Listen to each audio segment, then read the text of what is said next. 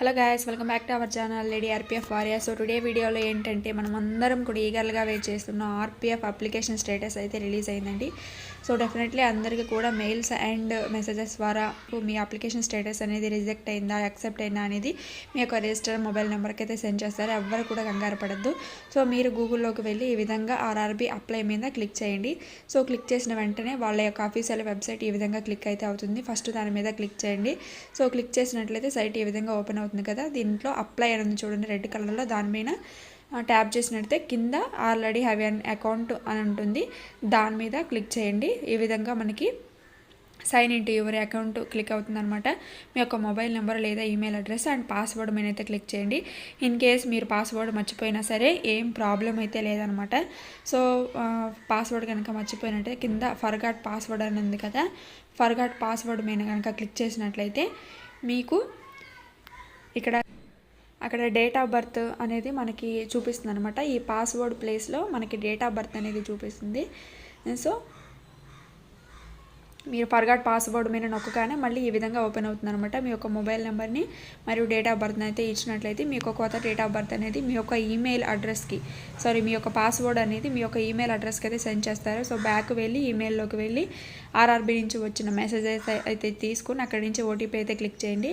So ఈ విధంగా మళ్ళీ ఆర్ఆర్బీ అప్లైలోకి వచ్చేసి మీ యొక్క మొబైల్ నెంబరు అండ్ ఈమెయిల్కి పంపించిన ఓటీపీ అయితే పాస్వర్డ్ అయితే అక్కడ ఇచ్చేసి ఐఎమ్ నాట్ రోబోట్ మీద క్లిక్ చేసినట్టయితే లాగిన్ అయితే అవుతుంది అనమాట. మీ యొక్క మొబైల్ నెంబరు అండ్ పాస్వర్డ్ తోటి లాగిన్ అయిన తర్వాత ఈ విధంగా అయితే చూపిస్తుంది అనమాట సైటు. దీనికంటే ముందు కొంతమందికి ఏంటంటే ఆ ఆర్ఆర్బీ తరపు నుంచి మనకి ఆధార్ ఓటీపీ వెరిఫికేషన్ అయితే అడుగుతుంది అనమాట.